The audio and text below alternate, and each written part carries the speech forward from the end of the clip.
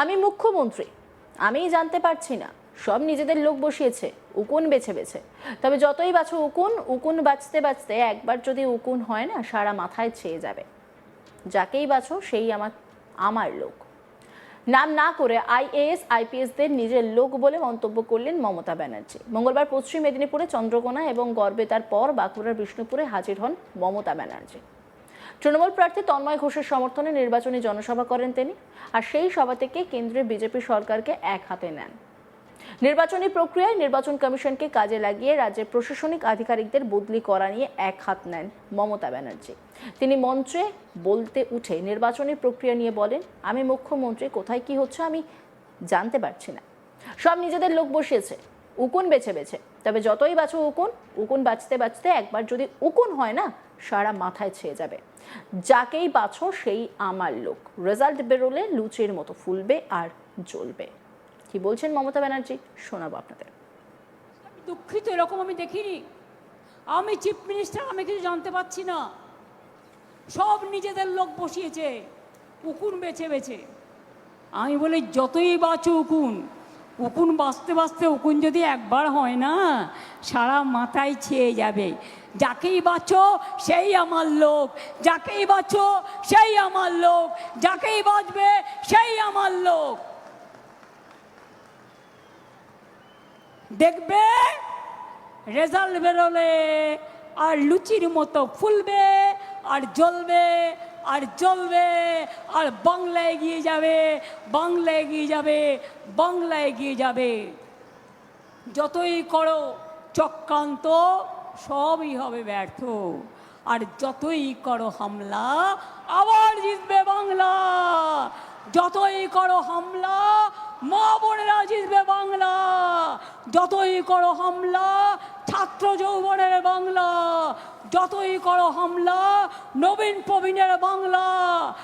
যতই করো হামলা, সম্প্রীতির বাংলা, সংস্কৃতির বাংলা, শ্রমিক কৃষকের বাংলা, সব ঘরানার বাংলা। এরপরে তিনি বলে ওঠেন, গেম প্ল্যান যতই করো, খেলা হবে আরো জোরে হবে। এবার দুরন্ত খেলা হবে। দলের সবাইকে একসঙ্গে থাকার হুঁশিয়ারি দেন তিনি। বলেন, মানুষের জন্য আমরা কাজ করি, মানুষ না থাকলে আমরা কেউ থাকবো না। তিনি সরাসরি বলেন, বাংলা জয় করে নেক্সট টার্গেট দিল্লি। বাংলা থেকেই দিল্লি চলো ডাক হবে। কি বলছেন তিনি, শোনাবো আপনাদের। গেম প্ল্যান যতই করো, খেলা হবে,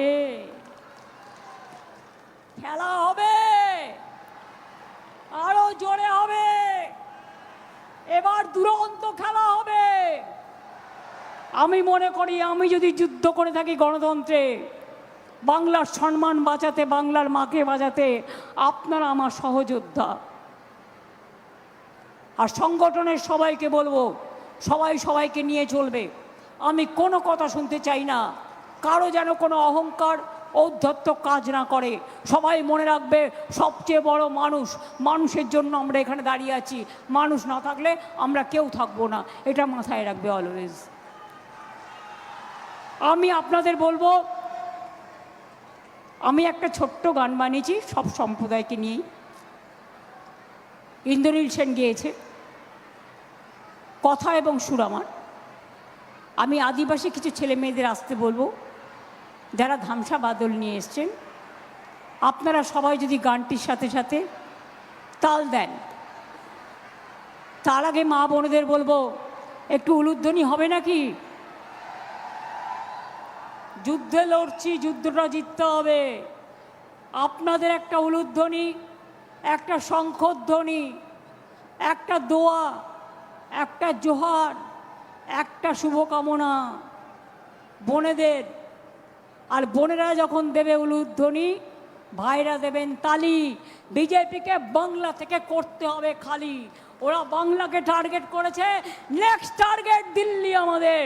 বাংলা জয় করে বাংলা থেকেই দিল্লি চলো ডাক হবে, নেতাজি সুভাষচন্দ্র বোসের ডাকটাকে সম্মান জানিয়ে।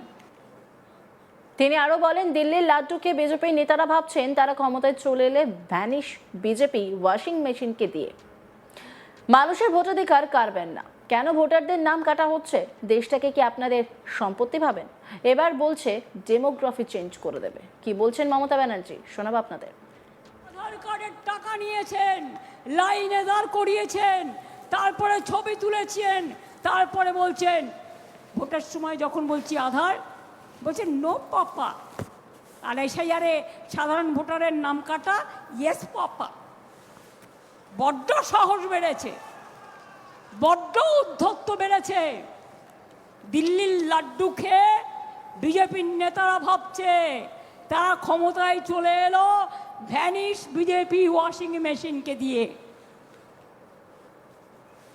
ম্যাজিশিয়ান।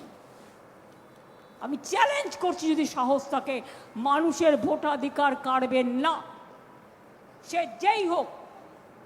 হিন্দু না মুসলিম আমার জানার দরকার নেই, তপশিলি না আদিবাসী আমার জানার দরকার নেই, ব্যানার্জি কি চ্যাটার্জি আমার জানার দরকার নেই, দাস বা মিত্র আমার জানার দরকার নেই, বাউরি বা বাগদি আমার জানার দরকার নেই। কেন মানুষের নাম কাটছেন? এরপরে দেশ থেকে তাড়াবেন? দেশটা কি আপনাদের নাকি? দেশটা কি আপনাদের সম্পত্তি, না দেশটা ভ্যানিশ ওয়াশিং মেশিনের সম্পত্তি? সবার নাম ভ্যানিশ করে দিচ্ছেন। জেনে রাখবেন,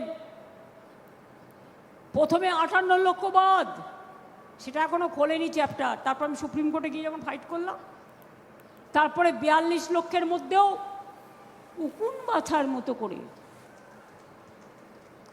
22 লক্ষ লোকের নাম তুলেছে। সেটাও আমি কোর্টে কেস করেছিলাম বলে, কেস এখনো চলছে। তার মধ্যে আবার 18 লক্ষ বাদ দিয়েছে, এখনো 18 লক্ষ বাকি আছে। লজিক্যাল ডিসক্রিপেন্সি কি? এটা মাথা খায় না, মাথায় দেয়। জেনে রাখুন এটা কি। ধরুন আমি মমতা ব্যানার্জি, বাংলায় আমার নামের বানান ঠিক আছে, ইংরেজিতে আমি এমএও লিখবো না এমএ লিখবো, সেটার জন্য বাদ। বোঝেই না গাধাগুলো কিছু। এবার একটা মেয়ে বিয়ে করেছে, শ্বশুর বাড়ি গেছে, তার পদবিটা সে চেঞ্জও করতে পারে, নাও করতে পারে, দুটো পদবিও রাখতে পারে। ব্যাস, পদবির জন্য বাদ। এবার বিয়ে করে শ্বশুর বাড়িতে গেছে, ঠিকানা চেঞ্জ হয়েছে, এবার বাদ। গায়ে জোর। এরপরে গর্ব করে বলছে ডেমোগ্রাফি চেঞ্জ করে দেবে। ওদের জিজ্ঞেস করুন, জিওগ্রাফিটা জানো?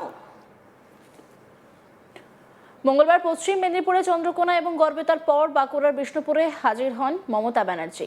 তৃণমূল প্রার্থী তন্ময় ঘোষের সমর্থনে নির্বাচনী জনসভা করেন তিনি। অন্যান্য খবরের আপডেটের জন্য অবশ্যই নজর রাখুন আজ তাক বাংলার ইউটিউব স্ট্রিমিংয়ে। লাইক, কমেন্ট, শেয়ার এবং সাবস্ক্রাইব করতে ভুলবেন না।